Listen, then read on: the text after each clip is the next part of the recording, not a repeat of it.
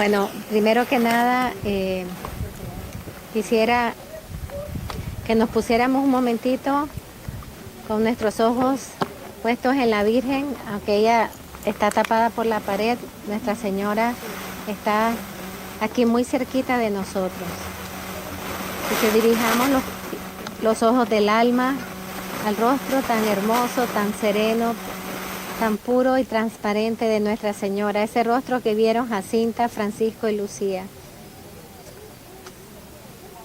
Nuestros ojos carnales no la pueden ver, pero sin embargo los ojos del alma están diseñados para ver todas las cosas del cielo.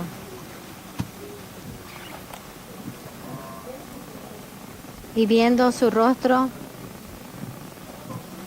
que con una sola mirada, una sola sonrisa, ella calma las tempestades de la historia, tanto personal como de la historia mundial.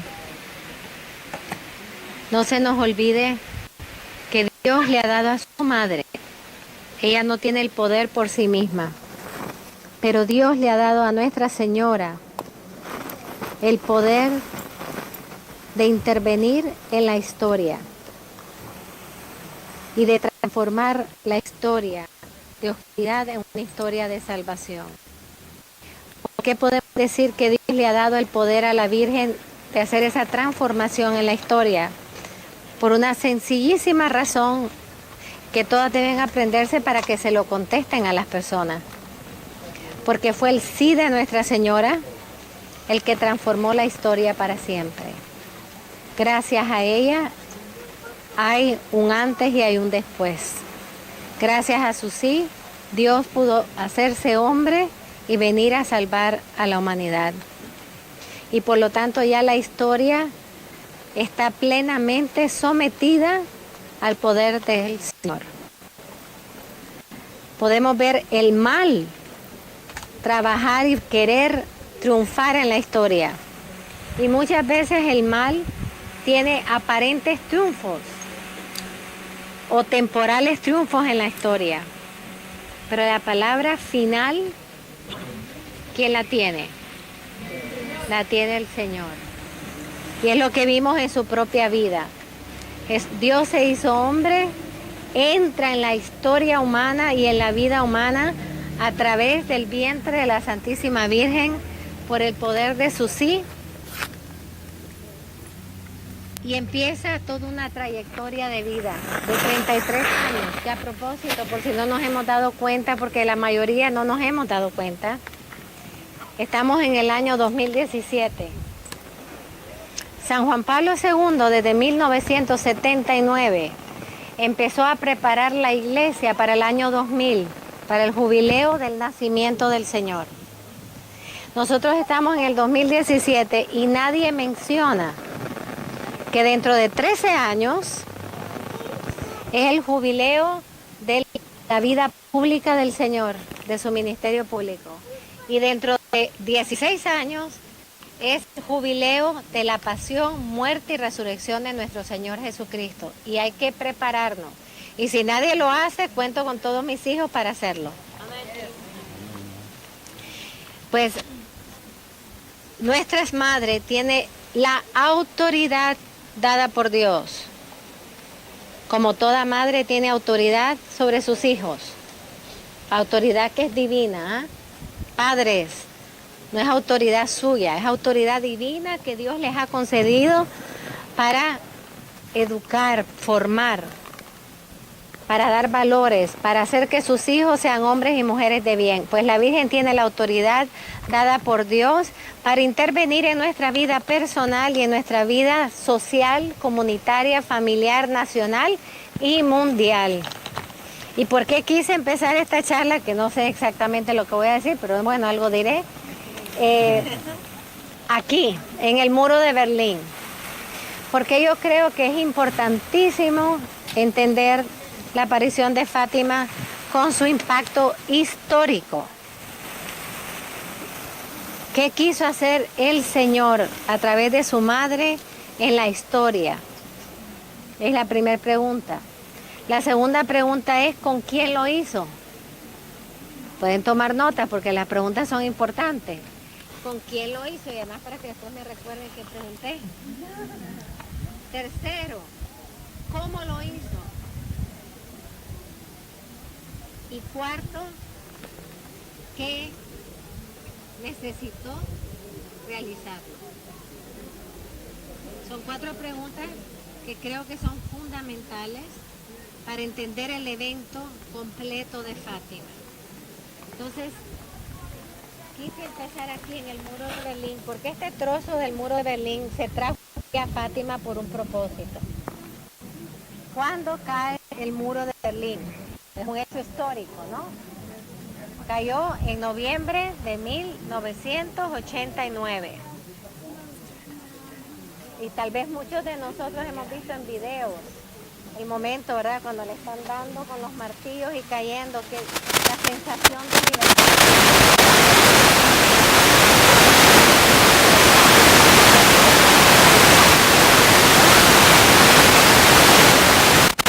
Se iba abajo, sin que nadie derramara una gota de sangre. ¿Quién hubiera pensado que el muro de Berlín, que simbolizaba la tiranía de un sistema totalitario, se caería sin ninguna gota de sangre? Lo único que se necesitaba era un martillo. ¿Quién fue el martillo de Dios para derramar este muro? Juan Pablo II. Fue la Virgen. Pero ¿quién fue la mano que dio el martillazo? Juan Pablo II. Entonces aquí este pedazo nos habla de que la Virgen triunfa en la historia, cualquiera que sea la que nos corresponda vivir. Hoy nosotros estamos viendo este muro como una historia pasada, ¿verdad? Quizás la mayoría, muchos de ustedes, ni vivieron el 89, ¿verdad? Nosotros sí nos tocó ver eso como noticia y gritar y saltar. Pero la Virgen derrumba todas las murallas que se oponen a Dios si encuentra corazones generosos como San Juan Pablo II, que se convierta en las manos con las que ella va a martillar y desmoronar esos sistemas. Por lo tanto, el tener aquí el muro de Berlín es un signo. Yo le pondría aquí un rótulo, pero bueno, no soy la dueña del santuario, pero yo le pondría un rótulo que diga: al final mi inmaculado corazón triunfará. Porque este es un signo del triunfo de la Virgen. Entonces, solamente quiero leerles un versículo del Evangelio, porque la palabra del Señor siempre tiene que estar en medio de todo lo que reflexionamos. Mejor dicho, al principio. Los apóstoles tenían mucho miedo porque el Señor estaba hablando de que iba a ser perseguido, que lo iban a tomar preso, que los iban a llevar a las sinagogas, que los iban incluso a matar en nombre de Dios. Y el Señor les dice: ya les he dicho todas estas cosas, como diciendo, ya les he dicho todas las tribulaciones posibles. Pero les quiero decir como sello, esto es lo que me encanta, es Evangelio de San Juan capítulo 16, número 33. ¿Qué número, no? 16 y 33. Como un sello, después de que el Señor va viendo el temor de los apóstoles, el Señor les dice: ya les he dicho todas estas cosas. Como diciendo, no se asombren de que van a pasar tribulaciones. Si ya se las dije, se las anuncié. Pero yo les voy a sellar con una promesa y una esperanza este anuncio. En el mundo tendrán tribulación. ¿Quién de nosotros no tenemos tribulación? Todos. Y a veces se nos unen todas a la vez, ¿verdad? En el mundo tendremos tribulación, pero le dice el Señor, pero no tengan miedo. Palabra importantísima, especialmente aquí. Pero no tengan miedo, porque yo he vencido al mundo. Palabra del Señor. ¿Qué quiso decir el Señor con que van a tener tribulación? Van a pasar por mucho, los van a perseguir, parece el tercer secreto de Fátima, ¿verdad? Los van a perseguir, los van a calumniar, los van a injuriar, pero no tengan miedo.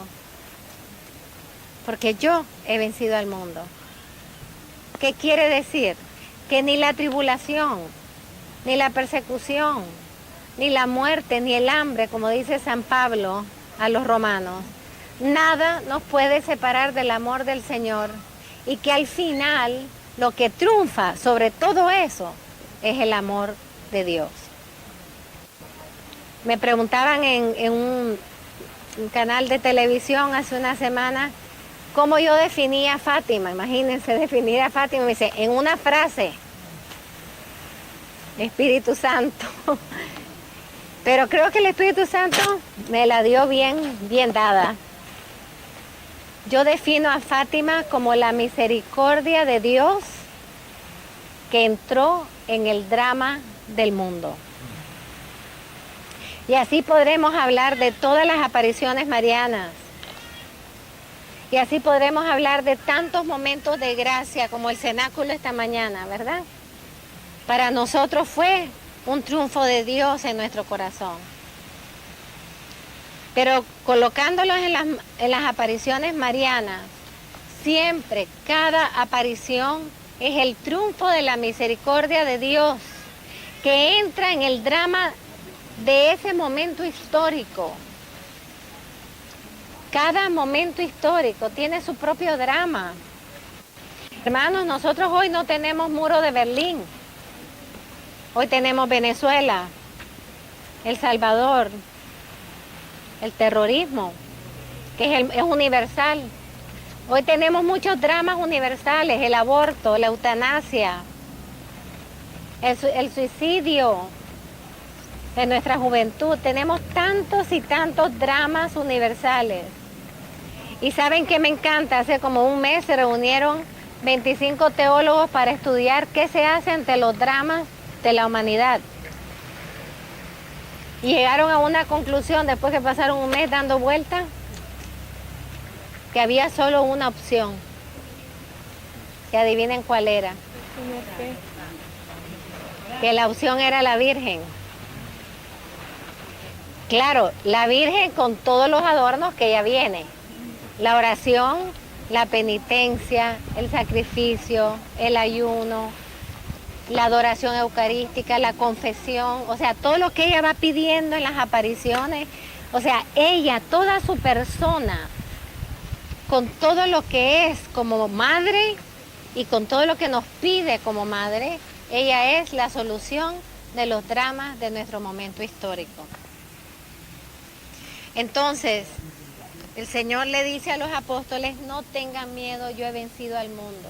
Y aquí en Fátima el Señor nos está diciendo, la Virgen paradita en esa columna de mármol nos está diciendo y nos está recordando desde hace 100 años, no tengan miedo, van a tener tribulación,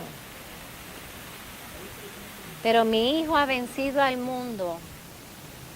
Y eso es lo que la Virgen quiso decir en julio, el 13 de julio, cuando ella muestra todas las tribulaciones que podrían venir y que ella estaba tratando de, como buena madre, prevenir. Pero si le hacíamos caso, no lo pudo prevenir. Creo que quizás pudo mitigar muchas cosas, pero no pudo prevenir muchas por la falta de respuesta de los corazones, como siempre.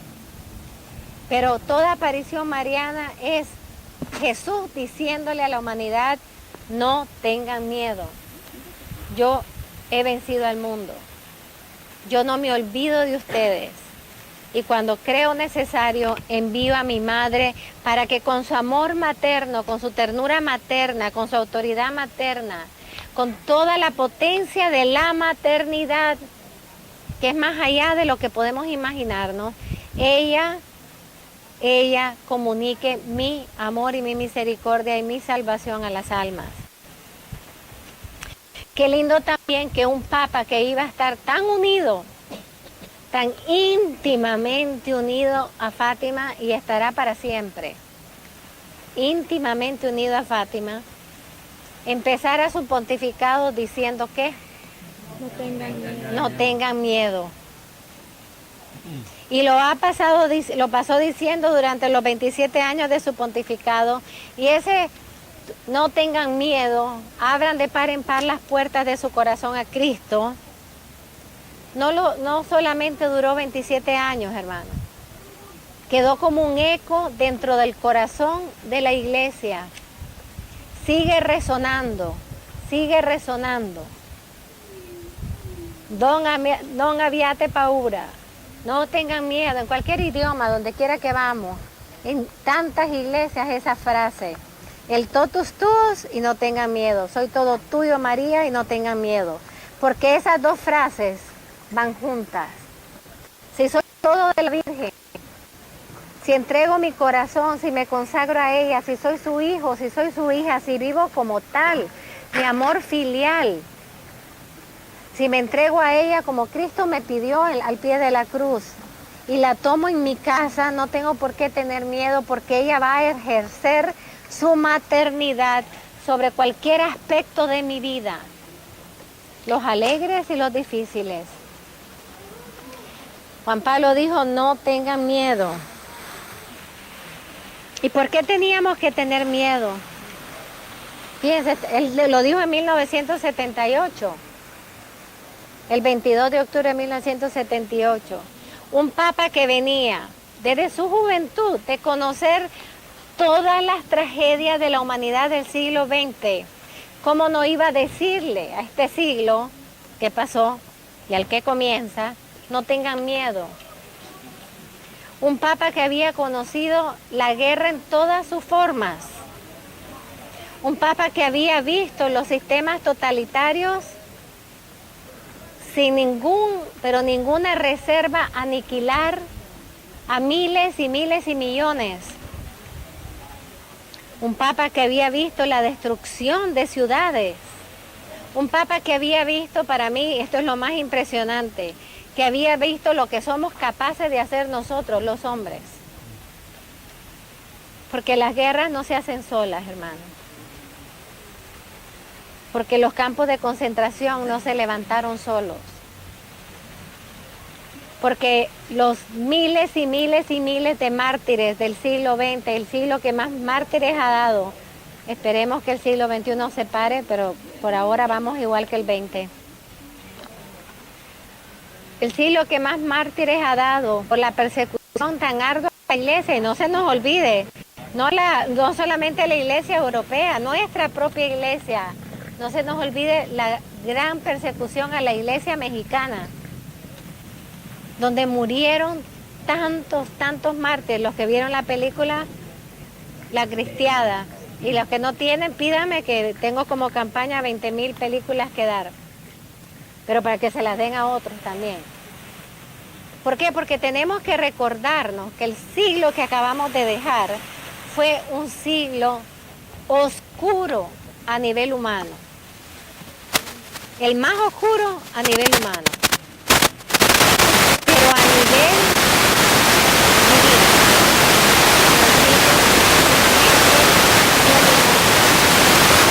Entonces yo digo que el siglo XX y lo que va a la lucha entre el poder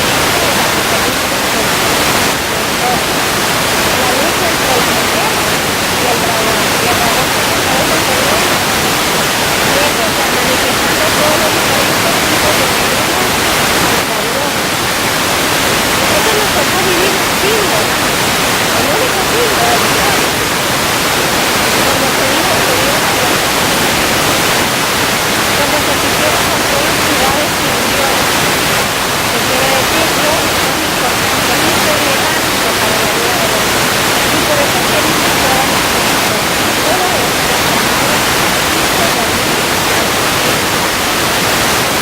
que dice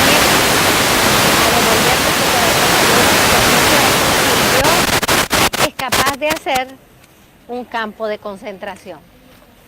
Un corazón sin Dios es capaz de tomar todo un pueblo y destruirlo y hacer que la mayoría de su gente, después algunos fusilados y los demás tenían que salir exiliados por en medio de un mar. El hombre sin Dios es capaz de ser reflejo de Satanás. Y eso lo vio Juan Pablo. Y por eso es que empezó diciendo, no tengan miedo. Y le preguntaron en su libro, Cruzando el umbral de la esperanza, Santo Padre, ¿por qué usted empezó su pontificado diciendo eso?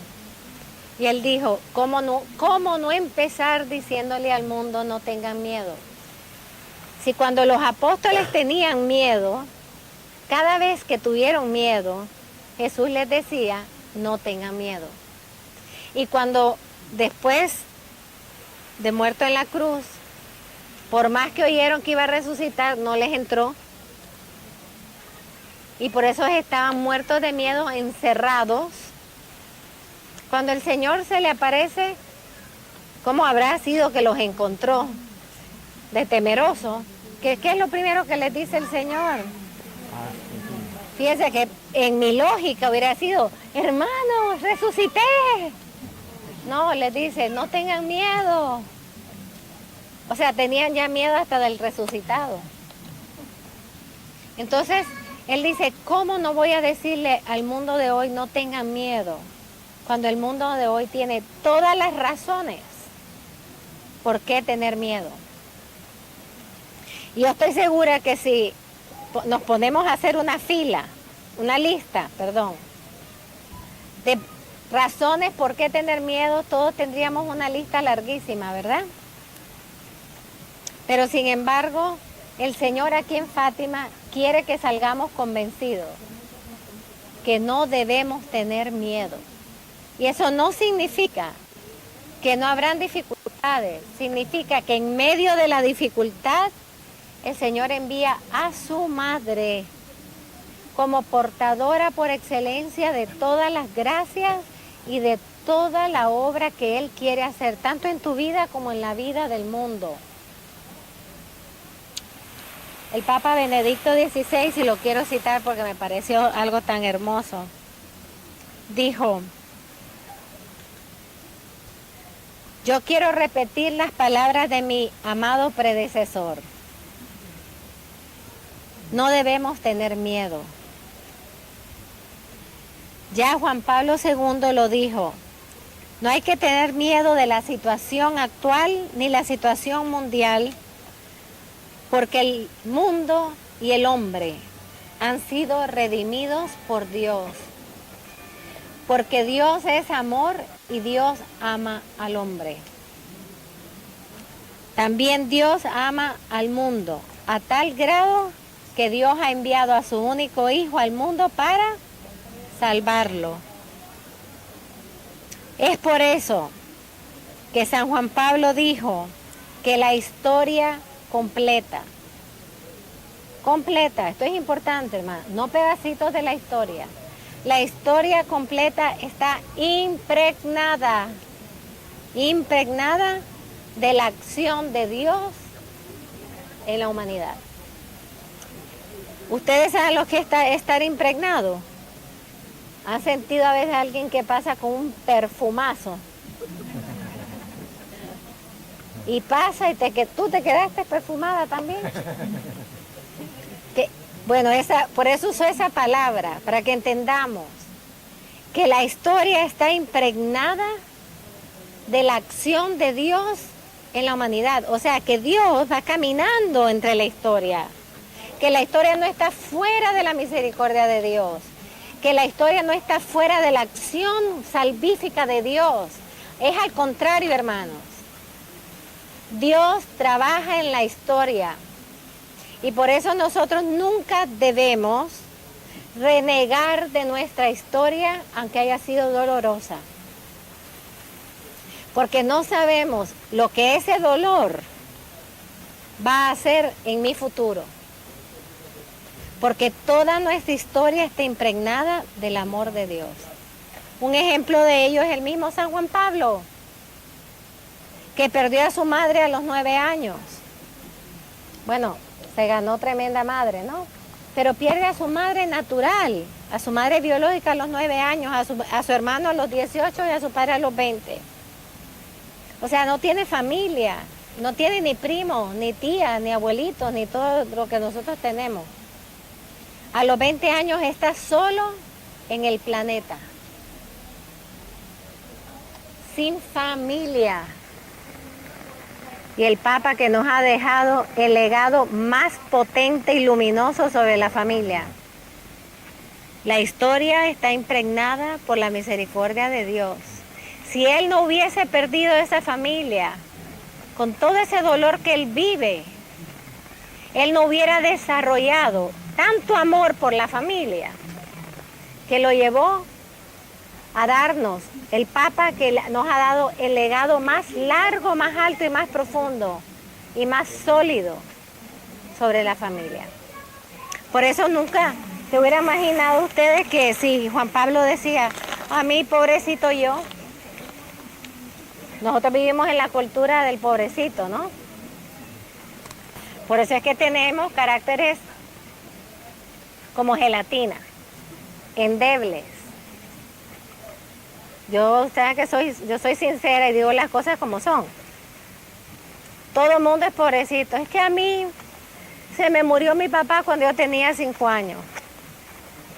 Es que a mí me hicieron esto cuando yo tenía 13 años. ¿A quién no nos han hecho algo en algún momento de la vida, hermanos? ¿Quién no hemos perdido a alguien a quien hemos amado en un momento de nuestra vida? ¿Quién no hemos perdido algo que amábamos? ¿O quién nunca logramos algo que deseábamos? Es la historia humana. Pero lo que pasa es que la psicología moderna, no cristiana, nos metió que por esas escaseces o esos sufrimientos somos la generación de los pobrecitos. Yo me salgo de esa generación rapidísimamente, porque hay tanto que dar gracias, hermano. Y porque la historia nuestra, personal y mundial, está impregnada del amor y la misericordia de Dios. Nunca mires para atrás sin ver también el hoy. ¿Cuántas veces personas dicen, madre, le doy gracias a Dios por el accidente que tuve, donde me quedé inválido, porque yo no sería la persona que soy hoy si no me hubiera pasado? Eso significa descubrir cómo Dios impregna la historia. Entonces, quedamos claras que la historia está impregnada de la misericordia de Dios. Y aquí estamos viendo en este lugar un reflejo viviente de la historia impregnada de la misericordia de Dios, el gozo eterno de la vida. Dice el Papa Benedicto, como Él nos dice, siempre se requiere el honor de los apellos a dice, es importante que surja en el corazón de cada creyente, ¿quiénes somos creyentes?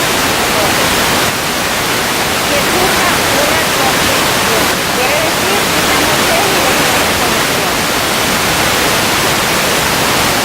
Que existe alguien en mayúscula, alguien que tiene en sus manos el destino.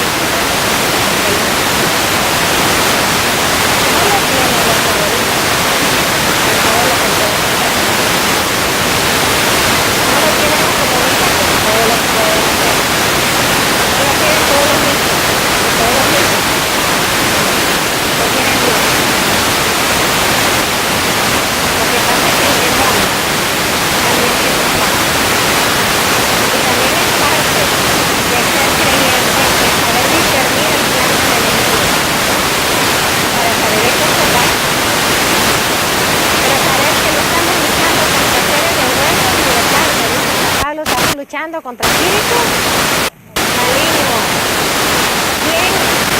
¿Quién hace que surjan todos estos sistemas, que surjan todas estas maldades, que surjan estos horrores, estos horrores del hombre contra el hombre, de la madre contra su niño?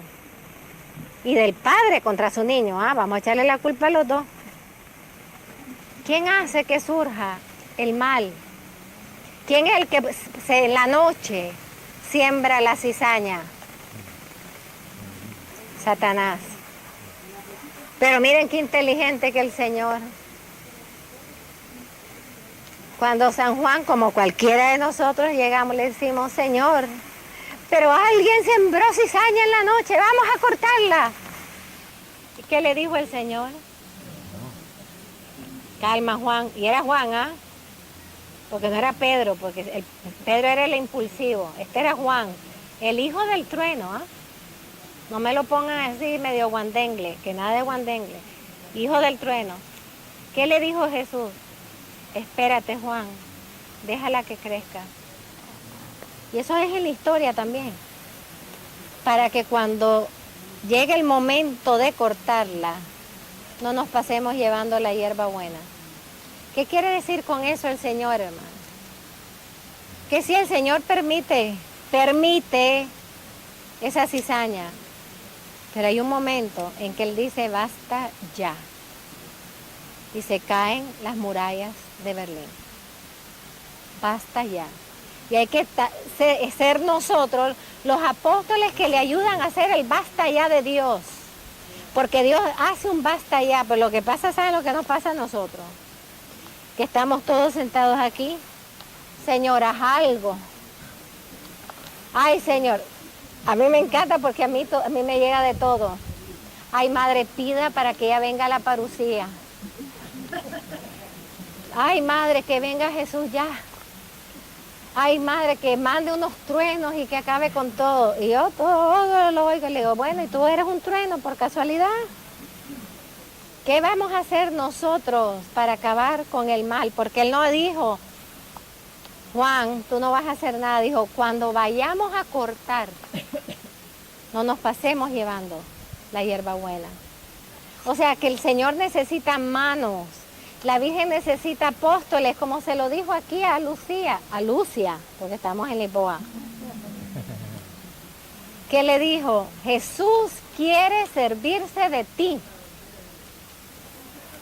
para darme a conocer y hacerme amar. El llamado más hermoso que puede recibir alguien que es para nosotros también. Jesús quiere utilizarte a ti, para dar a conocer y hacer amar a la Virgen y para establecer la devoción al Inmaculado Corazón, que tiene promesa de victoria. Tiene promesa de victoria final sobre todos los males de la historia. La historia, dijo Benedicto, no está en manos de potencias oscuras, está en manos del amor. Pero miren qué clase de amor, y se van a sonreír porque estamos como que en buen camino. La historia no está en las manos de las potencias oscuras, sino que está en manos del amor de Dios. El amor eucarístico, que también aquí en Fátima, y lo vamos a ver, se revela de tal forma, el llamado al amor y a la reparación eucarística.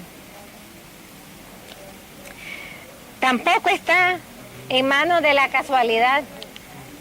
Por eso no existen casualidades, hermanos. La gente dice, ay, qué casualidad me encontré contigo. Ay, sí, qué casualidad. Y que alguien me defina la casualidad. ¿Qué cosa es casualidad?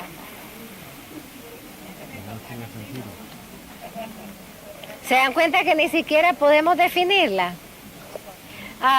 Que casualmente se den dos eventos. Ajá, pero volviste a usar la palabra casual. No existe. ¿Ustedes creen que es casualidad que estemos nosotros aquí? ¿O fuimos llamados? Fuimos llamados. ¿Es casualidad que estés tú, Fátima, aquí, en su tierra? ¿Es casualidad cada uno de los que estamos aquí? No, no es casualidad. Es el llamado de Dios y la responsabilidad que tenemos de regresar.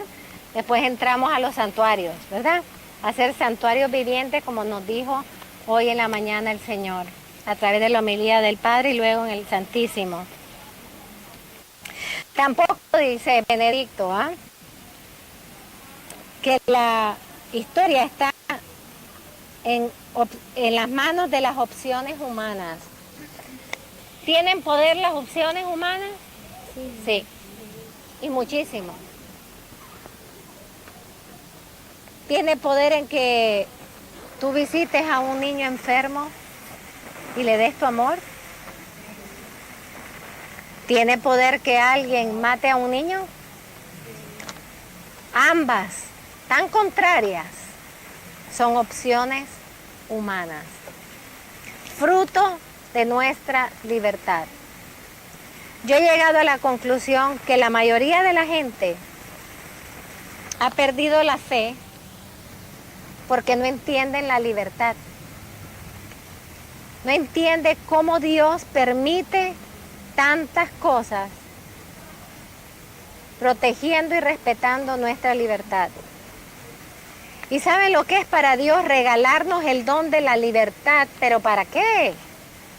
Como dijo San Juan Pablo, no para hacer lo que quiero, sino para hacer lo que debo. Lo que estamos en un siglo en que es al revés la definición. No hago lo que debo y hago lo que quiero. Y por eso tenemos las ruinas, que fueron también representadas en esa visión que Lucía vio. La civilización en ruinas. Pero hermanos, las opciones humanas tienen poder. Y yo les quiero invitar hoy aquí ante este muro, que no significa nada más que la Virgen es el rostro de la misericordia de Dios en los dramas de la historia del hombre. Yo les quiero invitar a cada uno de ustedes a reflexionar sobre sus opciones. ¿En qué gastan su vida, su tiempo, sus recursos? ¿Cuánto bien hacen o cuánto bien dejan de hacer? Porque al final de nuestra historia seremos juzgados, dijo San Juan de la Cruz, por el amor. ¿A qué viene la Virgen aquí si no es a prodigar amor? Por eso cuando venimos sentimos inmediatamente que el abrazo de la Virgen. Ayer estábamos medio dormidos todos, ¿verdad? Y en el rosario, con un ojo abierto y uno cerrado, y todos decíamos cómo nos sentimos ya abrazados por la Virgen. Porque ella viene aquí a prodigar el amor de Dios, del cual ella está llena. Por eso ella no puede dar nada más que no sea Dios. Por eso cuando entró en la casa de Isabel, ¿qué dio? Cuando entra en tu casa, en tu corazón, ¿qué te da? Te da Espíritu Santo, te da gozo, te da el amor de Dios, te da paz, te da todo lo que ella tiene. Porque nadie puede dar excepto lo que tiene. Y ella da lo que tiene, que es Dios. Entonces, hermanos, nosotros sabemos que hay mucho mal en el mundo. Y a veces pareciera como que se aumenta, ¿verdad? O las noticias solo nos ponen el mal. Esa es otra cosa muy importante. Porque el bien nunca sale en las noticias. Pero aun cuando se desencadenan las fuerzas del mal, ¿y cómo no se van a desencadenar fuerzas del mal, hermanos? Si todas las semanas oímos que en una ciudad diferente hacen una misa satánica, ¿cómo no se va a desembolcar el mal? Con tanta muerte, con tanto aborto, con tanto mal en el mundo, ¿cómo no le vamos a dar poder a Satanás? Sin embargo, él se cree que tiene todo el poder. Porque es tan creído que se cree que lo tiene todo. Pero sin embargo no sabe que quien tiene todo el poder es Dios. Él lo sabe. Él no le tiene tanto miedo a Dios porque él sabe que él es criatura. ¿Ustedes saben a quién le tiene miedo? A la Virgen. Porque le da pánico que él, siendo el grandote, el poderoso, el príncipe del mundo, venga una doncella virgen pura y con un sí le aplaste la cabeza. Lo humilla por completo. Y la Virgen nos necesita ¿para qué? Para hacer que se retrocedan las fuerzas del mal y que avancen en el mundo las fuerzas del bien. Hermanos, una fuerza de bien hace que el bien se multiplique. El bien es expansivo, decía nuestro amado San Maximiliano. Ustedes no se han dado cuenta cuando ustedes van a pasar una calle y le cogen la mano a una persona que tiene dificultad, como el que venía atrás ya le ofreció la mano al próximo. O cuando se paran y le dan un vaso, un plato de comida a un homeless, ustedes no ven que los otros carros se empiezan a parar. Porque el bien es difusivo. La gente solo necesita ver el bien para querer imitarlo, porque fuimos creados para el bien. Por lo tanto, como les decía, para mí Fátima es, y todas las apariciones marianas, la intervención de la misericordia de Dios en el drama del mundo. Ahora, Dios interviene con su misericordia. Y aquí quiero dejar claro dos cosas respecto a la misericordia, porque vivimos en unos tiempos un poco confusos. Siendo la era de la misericordia, ¿qué quiere hacer el demonio? Si todavía estamos en el tiempo de la misericordia, ¿qué quiere hacer el demonio? Que no la entendamos y que apliquemos el término misericordia de manera incorrecta para que de verdad no sea era de misericordia para nuestras almas. La misericordia primero es perdón. Claro que sí, es el perdón de Dios que no tiene límites. Si te arrepientes, si te arrepientes, si le dices como el hijo pródigo, Padre, he pecado contra el cielo y contra ti. Por eso hay que ir a confesarnos y la Virgen siempre nos pide que vayamos a confesarnos para que desatemos las fuentes de misericordia. Pero ahí no termina la misericordia. Ese es el primer paso. El segundo paso de la misericordia es sanar la herida de tu pecado. No solamente es estarte perdonando el pecado, sino sanarte la herida que te causa el pecado. Y la tercera gracia de la misericordia es la más potente para mí, hermano. Sacar de todos nuestros males un bien mucho mayor. Y eso es lo que llamamos el triunfo de la misericordia. Y por eso aquí el Señor saca de todos los males que nosotros creamos un bien mucho mayor. Dios siempre triunfa. ¿Están claros de eso? No, porque hay gente que me dice, a veces no sé. No, Dios siempre triunfa. Cristo ha resucitado y es el fundamento de nuestra fe. Cristo ha triunfado sobre la muerte y el pecado. Dios siempre triunfa. Pero es su deseo que sus triunfos, dijo Juan Pablo, se realicen a través de ¿quién? De su madre.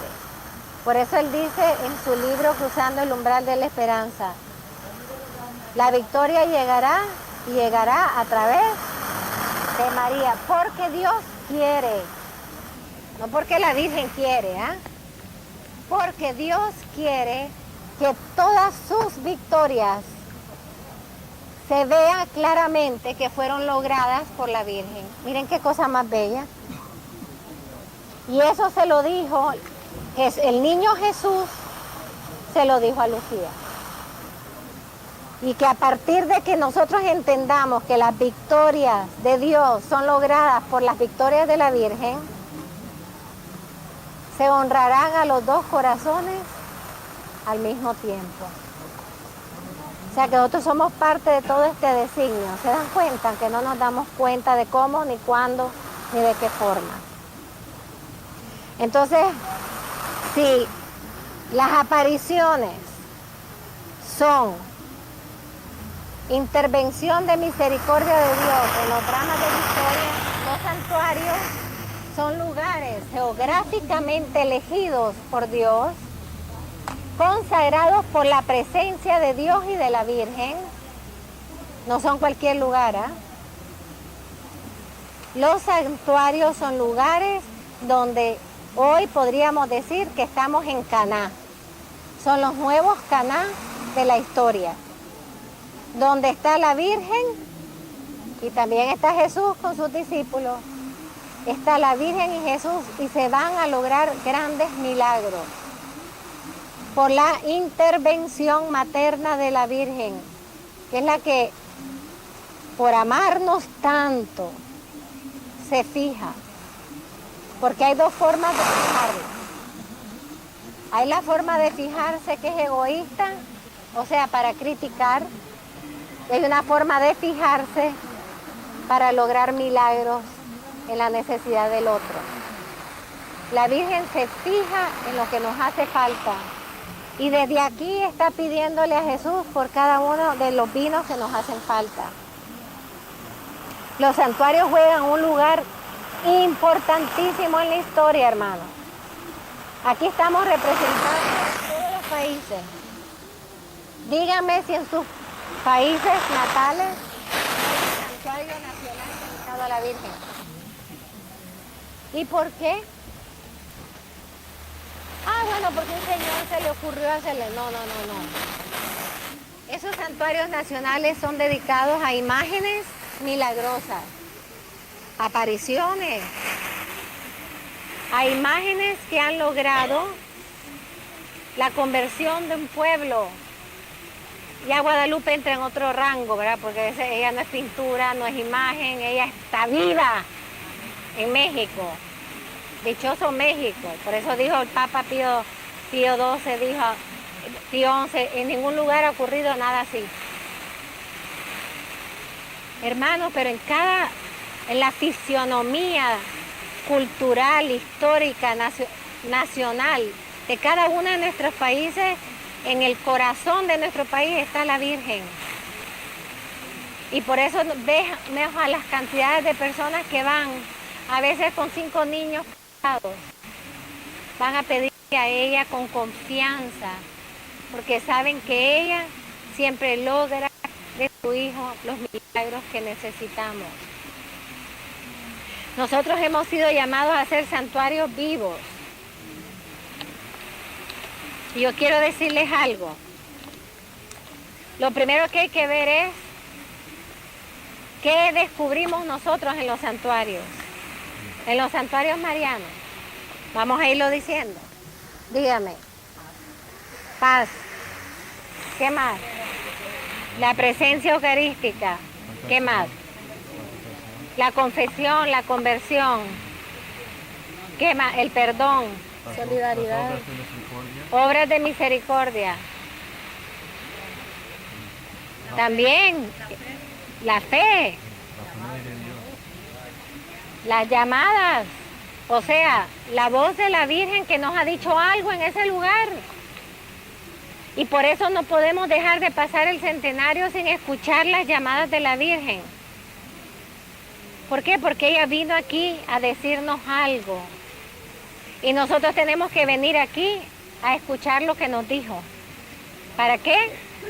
Para responder. Entonces, hay una cosa típica en los santuarios marianos. Primero, que tienen una fisionomía particular. Si ustedes van a Lourdes, Lourdes no luce igual que Fátima. Y si ustedes van a Banó, no luce igual ni Lourdes ni Fátima. Y si ustedes van a la Guadalupana, no luce igual ni Fátima, ni Lourdes, ni Banó. Y así, si van aquí Vejo, mucho menos que va a lucir como por aquí, ¿verdad? Pero si van viendo, cada lugar tiene su propia fisionomía. La Virgen viene con su propia identidad a revelarse a ese pueblo tal como ese pueblo necesita verla, tal como ese pueblo necesita escucharla, tal como ese pueblo necesita de su madre. Cuando su hijo se gradúa, ustedes no se ponen elegantes. Y cuando su hijo va a jugar béisbol, ¿ustedes qué se ponen? Chores, ¿verdad? Entonces quiere decir que la madre se adapta a la necesidad del hijo. No se rebaja, se adapta.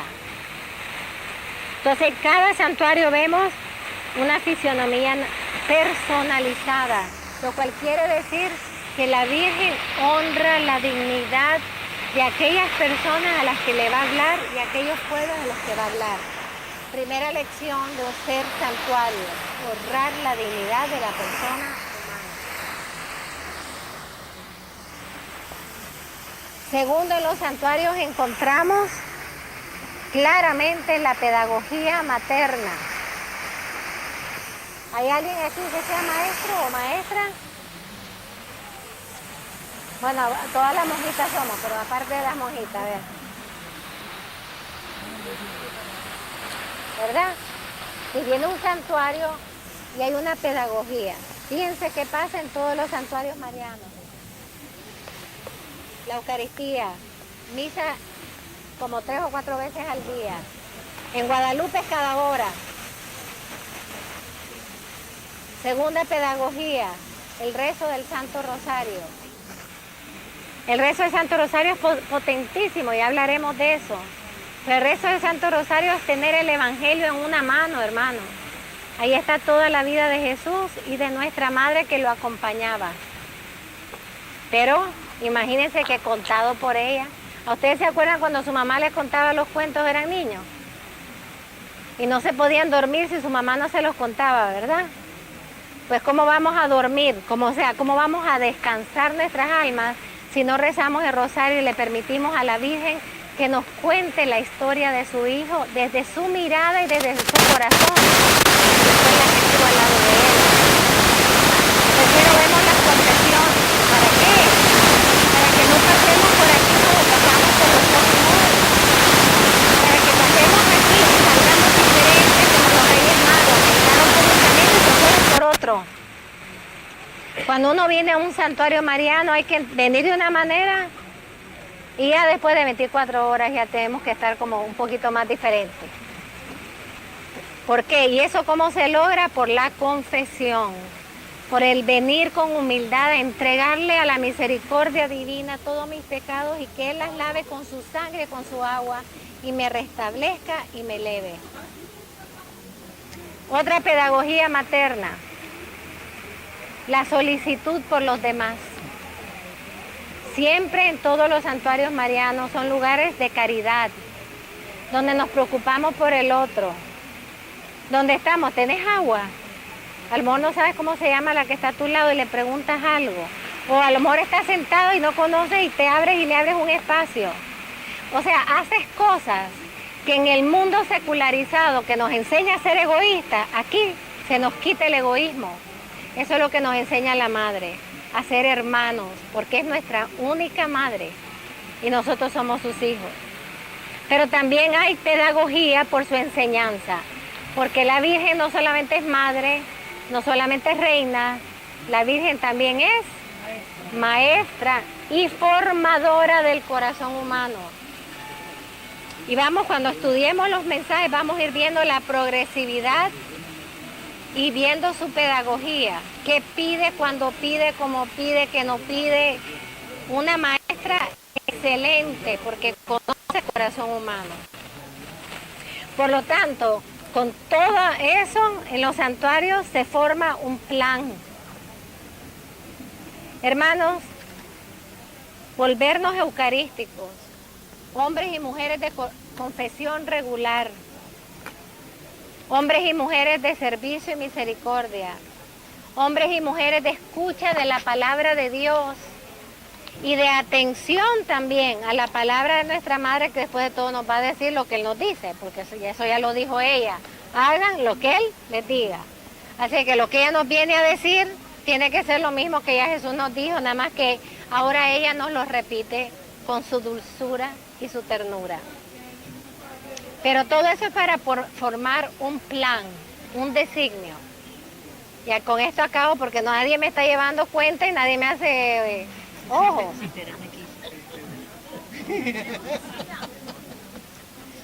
¿Qué le dijo el ángel a los niños? No nos vamos a adelantar mucho porque vamos a ir donde el ángel. Y después se me acaba el tema. No, hay que tener también pedagogía.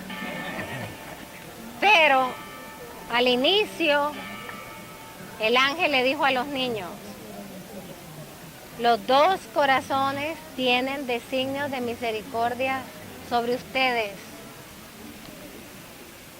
Y así los preparó el ángel. Cuando la Virgen vino, ¿qué hizo? Desenrollar el plan. Como cuando ustedes van, le mandan a un constructor a hacer los planos de la casa y vienen en rollitos, ¿verdad? Y para ver lo que tienen que hacer, tienen que desenrollarlo. Pues el Señor tenía un designio y tiene un designio de misericordia junto con su madre para la humanidad. Pero manda a su madre para que ella desenrolle el plano y nos lo explique, porque si solo lo deja desenrollado vamos mal. Nosotros no entendemos nada. Si explicado no entendemos, imagínense. Pero ¿qué quiere decir? En el centenario de Fátima es tiempo de desenrollar de nuevo el plan, los planos para entender cuáles son esos designios de misericordia tan urgentes para la historia y para la humanidad. Porque Dios no se olvida de la historia, sino que Dios ha entrado en ella a través de la encarnación y a través del vientre de su madre para hasta el fin de los tiempos salvarla, redimirla, restituirla, redirigirla y llevarla a la plenitud de lo que está supuesta a ser. Que el Señor les bendiga. Antes, ¿están escuchando? Antes de que terminemos, quisiéramos decirle a las personas que nos están siguiendo por los medios sociales que pueden entrar al internet, ya saben, corazones.org o aquí mismo al santuario, y pueden leer las llamadas de la Virgen. Busquen las llamadas de la Virgen en el internet y ustedes están allá, pero nosotros estamos en Fátima y aquí los vamos a ir a comprar a la librería del santuario que queda detrás de la capelina. El libro de Lucía. El libro de Lucía, del libro de Lucía, las llamadas de la Virgen, un libro el primero que escribe Lucía. Correcto. Pero para los que nos están escuchando, no se queden aquí, sigan. Mañana nos volvemos a conectar otra vez, les volvemos a pasar el mensaje, pero ustedes vayan adentrándose en los mensajes, ¿ok? Entonces